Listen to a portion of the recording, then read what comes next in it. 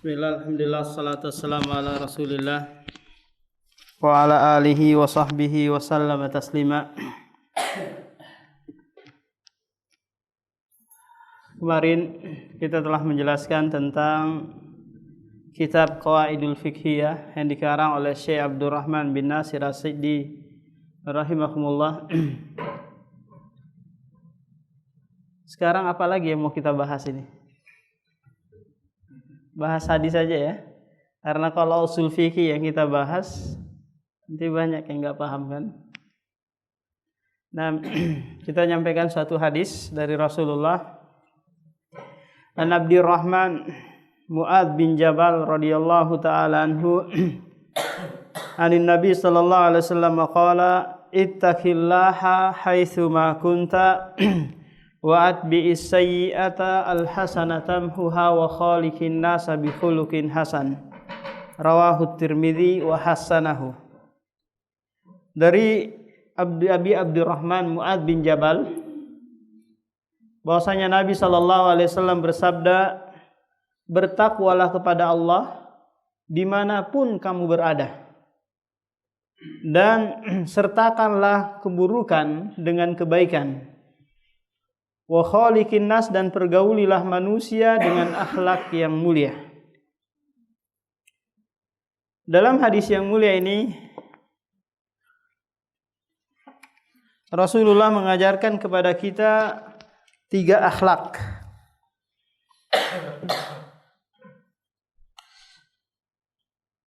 Tiga akhlak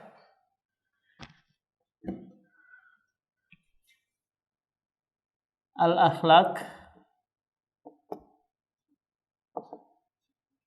Yang pertama, akhlakun lillah. Akhlakun lillah. Berakhlak kepada Allah Subhanahu wa taala. Dengan apa? Taqwa Allah. Dengan taqwa Allah.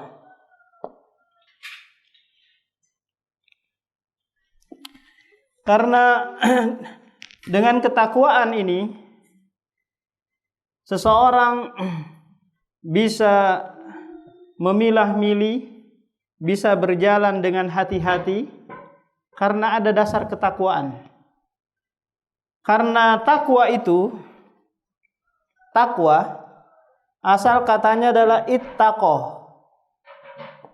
Ittaqo. Ittaqo ini asal katanya adalah waqoh. Waqoh. Waqoh artinya itu menjaga. Seseorang bertakwa berarti menjaga dirinya dari mara bahaya. Sebagaimana diperumpamakan oleh para ulama, seperti engkau berjalan di suatu daratan atau bumi yang banyak durinya. Masuk dalam hutan gitu ya, banyak duri tapi nggak pakai sendal. Maka apa? Pasti kamu berhati-hati di dalam melangkah. Nah, dengan ketakwaan inilah yang membuat kita apa? Berhati-hati. Selalu mempertimbangkan apa yang kita lakukan, apa yang kita ucapkan, dan apa yang kita perbuat. Kenapa? Karena di dalam diri kita ada ketakwaan yang membatasi kita untuk seenaknya dalam berucap dan berkata. Karena semua akan dimintai pertanggungjawabannya. Dan takwa ini merupakan wasiat Allah Subhanahu wa taala. Bapak-bapak, kalau mendengar kata wasiat, pastilah itu suatu hal yang sangat penting kan ya. Contoh ada orang mau meninggal ini, memberikan wasiat. Maka apa? Pasti wasiat itu akan dilaksanakan. Ini suatu hal yang penting. Makanya Allah Subhanahu wa taala dalam surah An-Nisa ayat 7 sampai 12 tak kalah menjelaskan, memaparkan tentang wasiat, tentang warisan, itu didahului dengan wasiat. Allah memberikan wasiat kepadamu tentang anak sekian-sekian. Menunjukkan apa? Tak kalah dia meninggal dunia, sudah dikubur, harus dibagikan. Kenapa? Sebagaimana wasiat-wasiat yang lain tak kalah apa? Sudah dikubur harus dilaksanakan. Makanya Allah mengungkapkan dengan apa? kata wasiat terhadap warisan. Bapak lihat nanti dalam surah An-Nisa ayat 7 sampai 12. Itu awal-awalnya yusikumullahu, yusikumullah. Allah memberikan wasiat. Bapak-bapak, kalau ada orang meninggal, istri atau suami, kalau dia berwasiat, apa yang dia harus kerjakan? Maka disegerakan kan ya? Ini wasiat ini. Apalagi wasiatnya Allah, lebih segera lagi untuk dilakukan. Nah, Allah Subhanahu wa taala menyebutkan wasiat bagi orang-orang yang terdahulu dan orang-orang sekarang dan seterusnya itu adalah dengan ketakwaan. Walaqad wassayna alladzina utul kitaba min qablikum wa iyyakum anittaqullah. Dan sungguh kami telah memberikan wasiat terhadap orang-orang terdahulu dan kepada kalian agar kalian bertakwa. Tidak ada wasiat yang paling mulia kecuali apa? Dengan ketakwaan. Kita ketahui bahwasanya dengan ketakwaan seseorang akan mendapatkan kebahagiaan dunia dan akhirat. Begitu banyak Allah memaparkan di dalam Al-Qur'an, wa may yattaq, dalam surah At-Talaq, wa may yattaqillaha yaj'al lahu makhraja wa yarzuquhu min haitsu la yahtasib. Barang siapa yang bertakwa kepada Allah, maka dia akan diberikan jalan keluar. Jalan keluar dari apa? Dari setiap permasalahan dia hadapi, setiap kesulitan yang dia alami. Cukup dengan ketakwaan, maka Allah akan menyelesaikan urusan kita. Allah yang memberikan arahan kepada kita terhadap permasalahan yang kita hadapi. Wa yarzuquhu min haitsu la yahtasib. Dan dia akan diberikan rezeki dari arah mana saja yang tidak disangka-sangka. Ya. Dengan ketakwaan ini memberikan ganjaran kebahagiaan di dunia, demikian pula di akhirat. Innalil muttaqina mafaza. Innal muttaqina fi jannati wa na'im. Sungguhnya orang-orang yang bertakwa yang akan menempati surga dengan kenikmatannya. Orang yang bertakwa adalah syarat juga diterimanya amalan seseorang. Bapak-bapak, kalau mengerjakan amalan tanpa didasari ketakwaan, maka apa? Tidak diterima amalan tersebut. Ada sebagian ulama mengatakan takwa itu adalah fi'lul awamir wajtinabun nawahi, yaitu mengerjakan segala perintah dan menjauhi apa? Larangan. Kemudian Rasulullah memberikan patokan.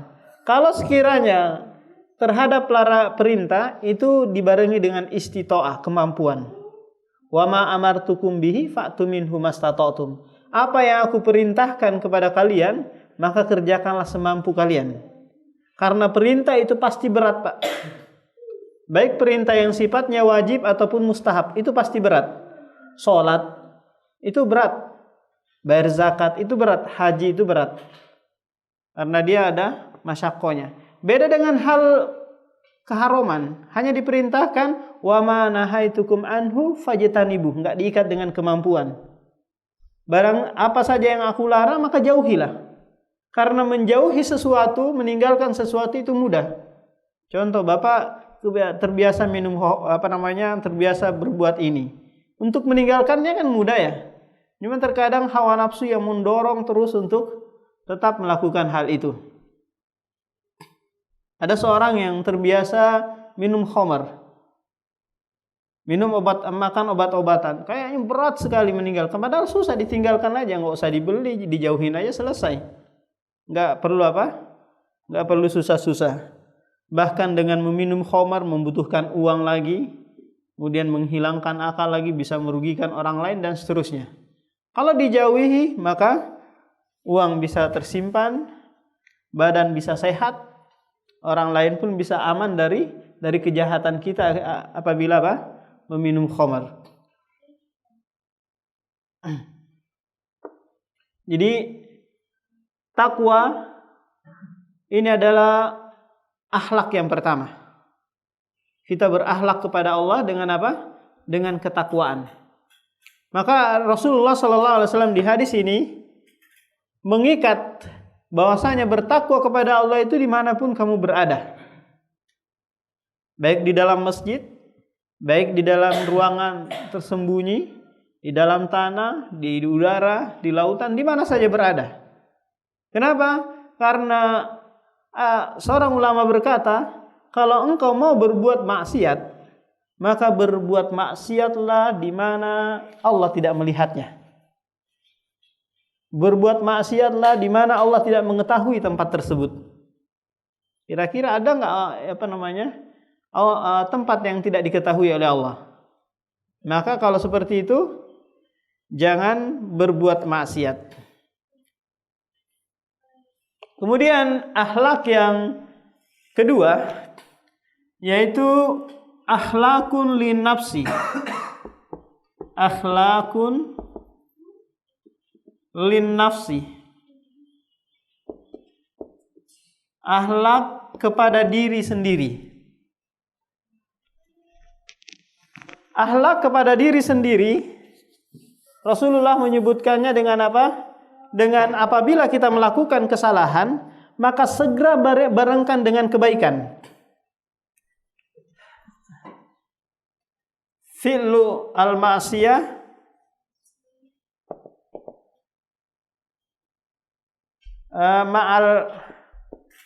ma'al khair.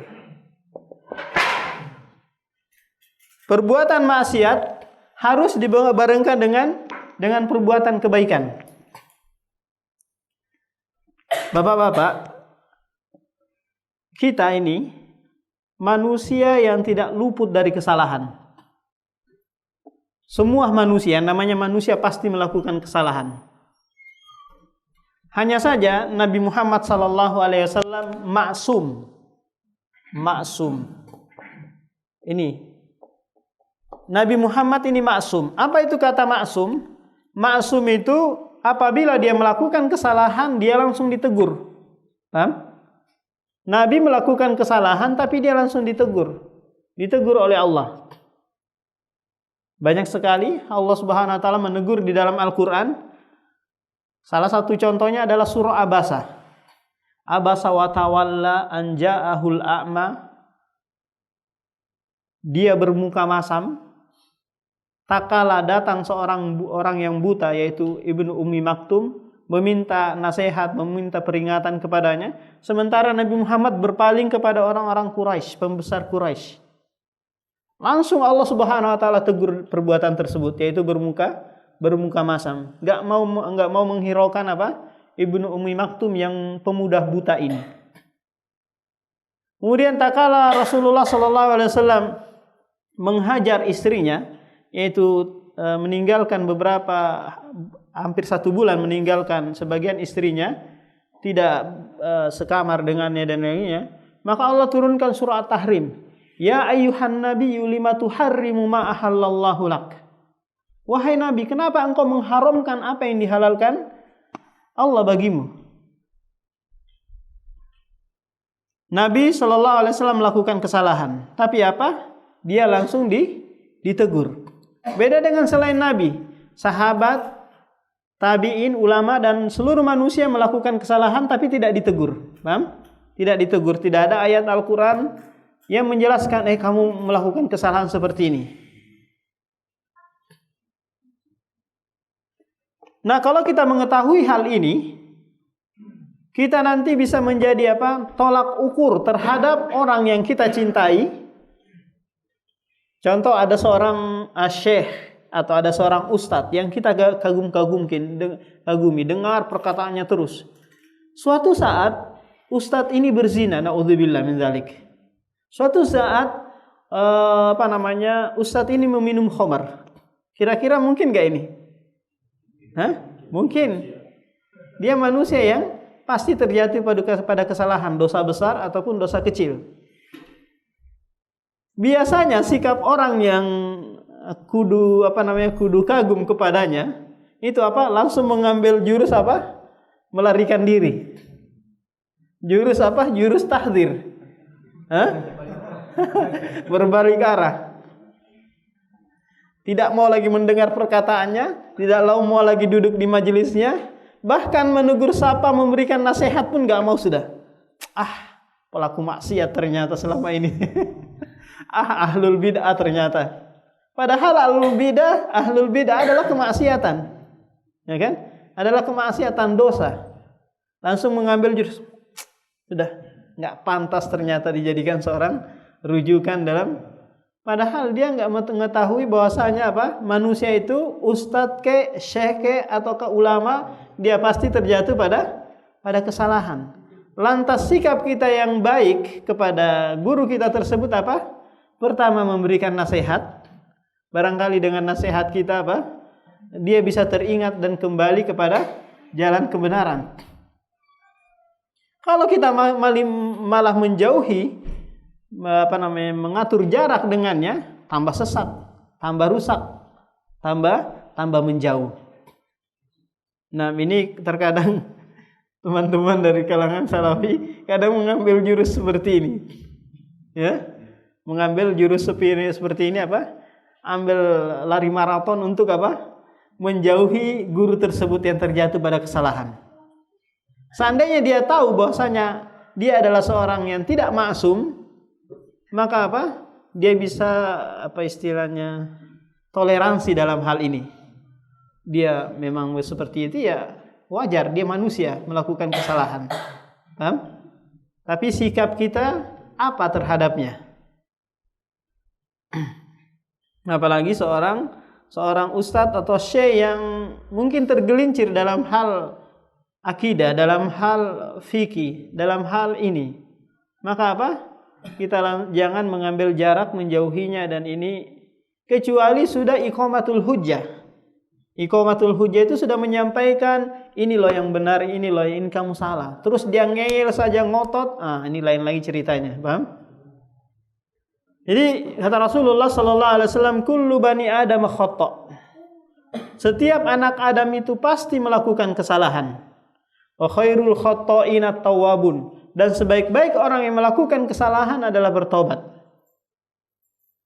Allah Subhanahu wa taala lebih mencintai Nabi Adam alaihi salam tak kala dia setelah melakukan dosa. Yaitu memakan buah khuldi, daripada sebelum.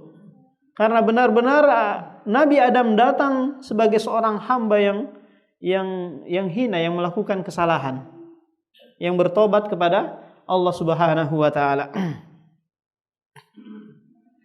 Jadi ada seorang pemuda menyentuh wanita yang bukan mahramnya, taruhlah menciumnya atau memeluknya, paham? Kemudian lelaki ini datang kepada Rasulullah. Sementara itu Rasulullah lagi mengimami sahabatnya sholat asar. Akhirnya dia masuk sholat asar bersama Rasulullah. Kemudian selesai sholat, pemuda ini menceritakan kepada Rasulullah tentang perbuatannya itu. Bersamaan itu turun ayat, yaitu innal hasanati yudhibnas sayyi'at. Sesungguhnya kebaikan-kebaikan itu menghapus keburukan. Nih, fi'lul maksiat harus dibarengkan dengan perbuatan kebaikan. Kemudian Rasulullah bertanya kepada pemuda tersebut, apakah engkau sholat asar bersama kami? Iya, saya sholat asar bersama Anda. Ya kalau kayak gitu perbuatan kesalahanmu yang tadi sudah ditutupi dengan perbuatan kebaikanmu. Innal hasanati yudhibna as-sayyi'at. Tabiat manusia, dan ini adalah gangguan syaitan sebenarnya. Apabila dia melakukan kesalahan, maka syaitan akan menjauhkannya dari kebaikan. Itu sudah pasti dan mesti. Coba ada orang melakukan kemaksiatan, pasti syaitan itu menjauhkan dulu dari kebaikan dan mengiming-imingi keburukan yang lain. Itu langkah pertama syaitan menjauhkan dulu dari kebaikan. Nah, kalau dia jauh dari kebaikan, maka dia akan tergelincir terus dalam keburukan. Maka langkah kita untuk menyelisihi syaitan, tak kala kita melakukan keburukan, dan itu pasti, maka segera kita melakukan kebaikan-kebaikan yang lain. Jadi kalau seumpamanya kita tergelincir suatu kesalahan, pasti setan itu akan menjauhkan kita. Nggak usah sholat berjamaah dulu. Nggak usah dulu ini, nggak usah dulu ini. Kamu sibukkan aja dulu dengan ini. Setelah itu apa? Ditambah lagi kemaksiatan. Akhirnya dia makin menjauh.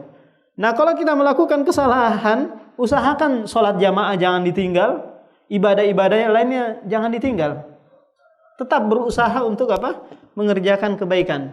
Semoga dengan kebaikan tersebut apa? Menghapus kesalahan-kesalahan yang ada sehingga kita masih tetap bertambah keimanannya dan giat dalam beribadah kepada Allah Subhanahu wa taala. Ini akhlak yang kedua. Akhlak yang ketiga, akhlakul lil ghair. Akhlak kepada orang lain. Ligoirin. Akhlak kepada orang lain ini banyak sekali. Baik itu berakhlak kepada istri, berakhlak kepada anak, berakhlak kepada orang tua, berakhlak kepada tetangga, berakhlak kepada teman-teman dekat, atau bahkan berakhlak kepada orang yang memusuhi kita. Dijelaskan di dalam Al-Quran bahwasanya apabila engkau bertemu dengan musuh-musuhmu, orang yang paling membencimu, maka kamu tampakkan wajah seakan-akan kamu itu teman akrab.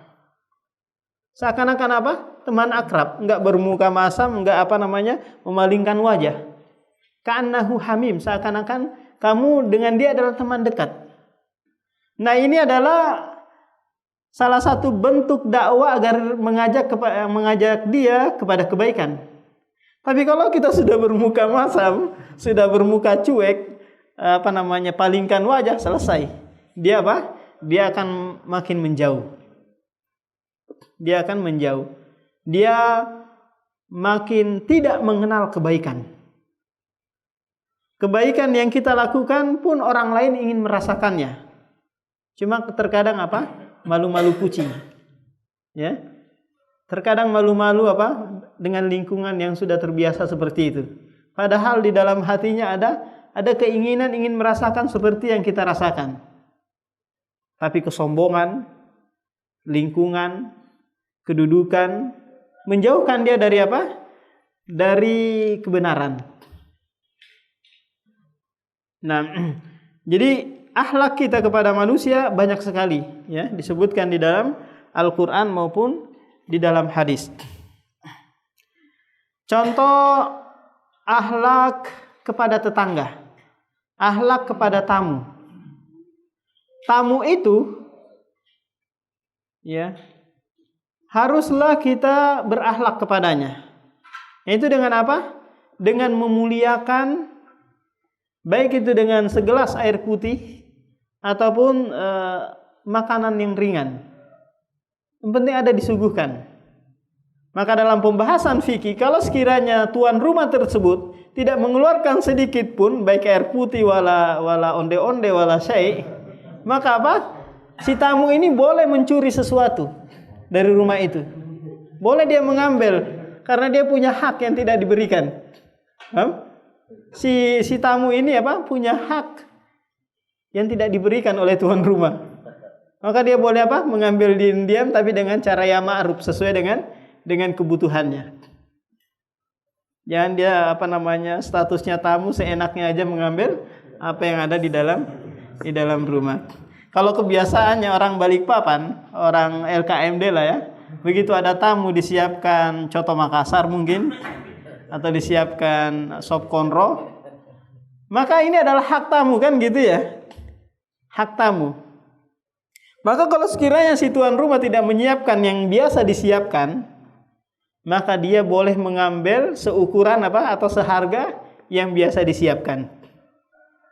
Dan kewajiban kita berakhlak kepada tamu itu 3 hari 3 malam.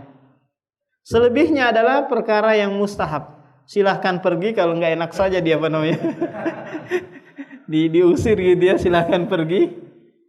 Maksudnya bisa dikurangin makanannya atau dikurangin minumannya atau pelayanannya. Karena apa? Karena kita sudah tidak wajib lagi melayaninya. Yang ada hanyalah 3 hari 3 malam. Setelah itu silakan angkat kaki. Nah, demikian juga kita diperintahkan berakhlak kepada tetangga. Ya. Tetangga kita tidak mau mungkin tersakiti dengan suara yang besar, baik itu murotal Al-Qur'an, ini kebaikan. Tapi kalau sekiranya menyakiti tetangga, meskipun tetangga kita adalah orang Nasrani, maka ittaqi da'watal mazlum. Takutlah kamu dengan dakwanya orang yang dizalimi, meskipun dia orang Yahudi atau Nasara. Fa innahu laisa bainahu wa bainallahi hijab. Karena doanya orang yang dizalimi itu tidak ada yang menghalanginya antara dia dengan hamba tersebut. Maka boleh saja dia usaha yang kita jalani terhalangi, mandat gitu, macet dan yang lainnya. Kenapa? Karena ada doanya orang-orang yang dizalimi di sana yang tidak tuntas. Ada hak-haknya yang belum diberikan kepadanya. Tetangga punya hak, di antaranya makanan yang kita masak, meskipun hanya sekedar kuah, itu tetangga punya hak. Ya. Kita masak buras atau konro dan yang lainnya, tetangga punya hak untuk apa? Untuk diberikan. Untuk diberikan kepadanya. Kira-kira tetangga boleh nggak nyuri ke rumah kita? Karena haknya nggak Nah, jadi dalam hadis ini dijelaskan 3 akhlak. Dan dengan 3 akhlak inilah yang mengiringi perjalanan hidup kita kelak di 11 bulan berikutnya. Tak kala kita masih hidup. Kita tetap berakhlak kepada Allah di bulan Syawal maupun di bulan-bulan yang lainnya. Kita juga tetap berakhlak kepada diri kita di bulan Ramadan ataupun bulan-bulan yang lainnya. Kita juga tetap berakhlak kepada orang lain di bulan Ramadan maupun 11 bulan berikutnya. Sehingga kita diwafatkan oleh Allah Subhanahu wa taala. Nah, ini akhir dari pertemuan subuh. Ya, setiap subuh, kajian setiap subuh. Semoga nanti kedepannya ada lagi kegiatan seperti ini. Tinggal DKM lagi yang mengatur. Ada yang mau ditanyakan? Hah? Nah.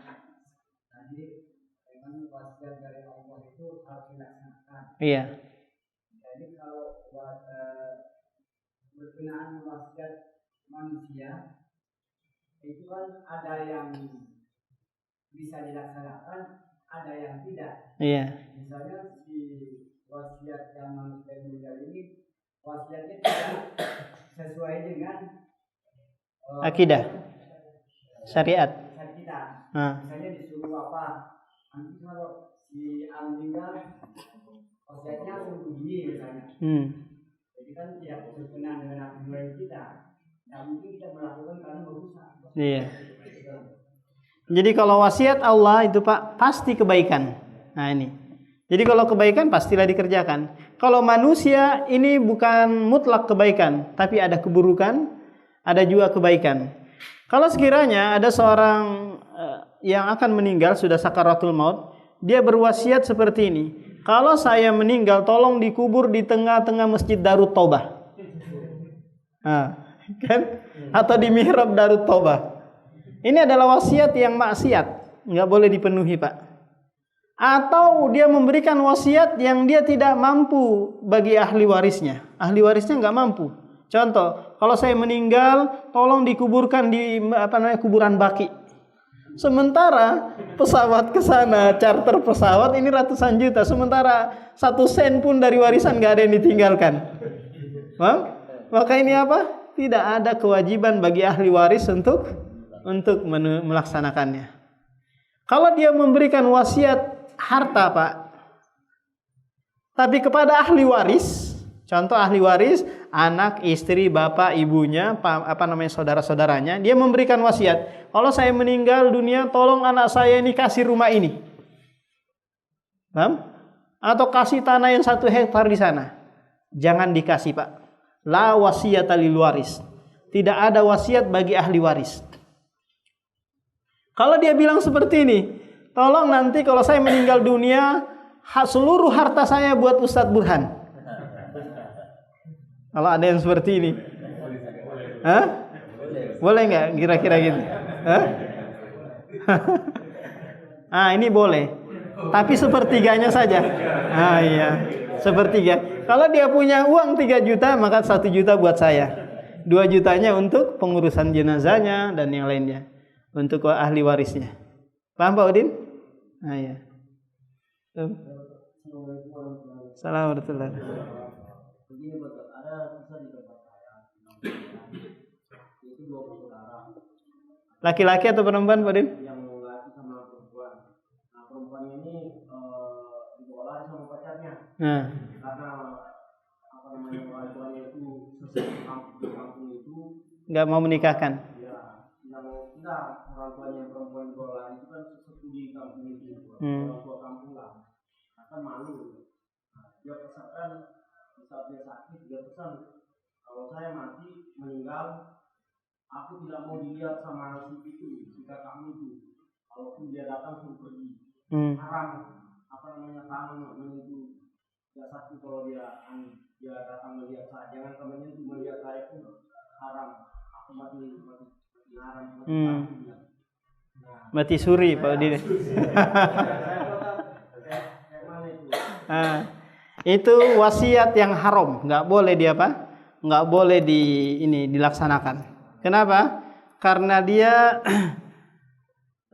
wasiat untuk memutus hubungan silaturahmi antara si anak dengan bapak. Ini kan statusnya perempuan ini ke bapak kan ya, bukan saudara, bapak statusnya. Maka kalau sekiranya dia berwasiat juga jangan kasih dia yang lari itu 1 sen pun dari harta saya. Ini pun nggak boleh. Nggak boleh diterapkan. Ini wasiat yang haram. Nggak boleh. Wasiat yang haram tidak boleh dikerjakan. Sebagaimana kalau ada orang bernadar, tapi nadarnya maksiat. Kalau saya selesai bulan suci Ramadan, saya akan nyembelih kambing untuk lautan sana. Irau ya, buang kepala kambing di pantai Manggar sana. Maka ini apa? Ini nazar yang tidak boleh dipenuhi. Kalau saya selesai puasa tahun ini, maka saya akan jalan kaki ke mana? Ke Ka'bah sana. Ini adalah nazar yang dia tidak mampu. Enggak mungkin kita jalan kaki dari Balikpapan ke Ka'bah. Ima naik kapal atau naik pesawat. Nah, ada yang lain? Kalau tidak ada kita tutup. Subhanakallah wa bihamdika asyhadu an la ilaha illa anta astaghfiruka. Hah?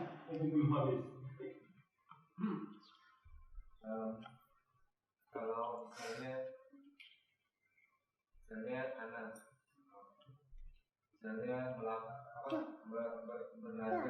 bernazar ke Allah. Nazar. Dia bermaksiat misalnya melihat perempuan yang langsung yang melihat auratnya, misalnya anak bernazar untuk dimakai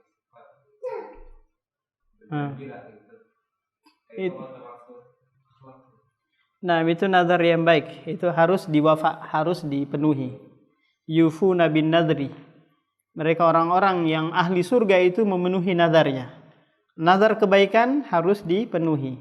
Kalau dia tidak penuhi, maka dia membayar kafaroh, membayar denda. Kafaroh nazar dan kafaroh yamin. Kira-kira antum berat nggak tinggal di Balikpapan setiap melihat aurat dan di mana-mana paha menyebar di mana-mana untuk memenuhi nazar antum ini? Kalau sekiranya antum berat sudah nggak usah bernazar. Karena nazar itulah yakhruju illa min bakhil, tidaklah keluar kecuali dari orang yang bakhil. Naam subhanakallah wa bihamdika asyhadu an la ilaha illa anta astaghfiruka